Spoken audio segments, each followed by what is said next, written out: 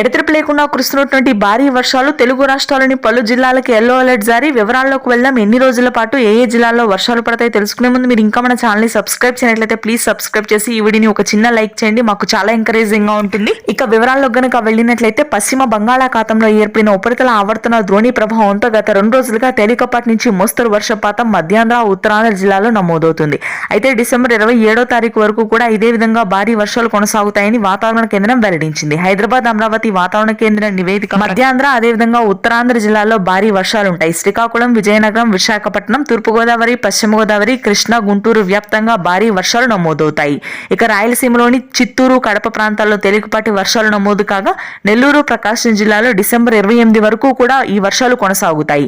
తెలంగాణ వ్యాప్తంగా వర్షాలు మొదలయ్యాయి. హైదరాబాద్ నగర ప్రాంతంలో మోస్తరు నుంచి భారీ వర్షాలు, ఖమ్మం, భద్రాద్రి కొత్తగూడెం, మేడ్చల్, మంచిర్యాల, రాజన్న సిరిసిల్ల ప్రాంతాల్లో తేలికపాటి వర్షాలు ఉంటాయి. ముఖ్యంగా చూసుకున్నట్లయితే తుని, రాజమండ్రి, అరకు, పాడేరు, లంబసింగి, సీతమ్మధార, టెక్కలి, రాజమహేంద్రవరం, ఇచ్చాపురం, కాకినాడ, అమలాపురం, బొబ్బిలి, ఐపోలవరం, బాపట్ల, గుంటూరు, సిరిసిల్ల, సింగరాయకొండ, కొండేపి, చీమకుర్తి, ఆ తరువాత నున్న, మంగళగిరి, తాడేపల్లి ప్రాంతాల్లో భారీ వర్షపాతం కొనసాగుతుంది 2-3 రోజుల పాటు. Thanks for watching this video. ఇది ప్రస్తుతానికి వెదర్ అప్డేట్.